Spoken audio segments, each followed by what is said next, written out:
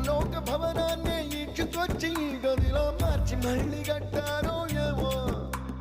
మాయజాలము తెలుసు మంత్రకారడి తెలుసు రెంటి కన్న ఇది ఇంకోటేమో నీలాకాశం నేలాకొస్తే ఇట్టాగే ఉంటాదో ఏమో ఈ సంతోషం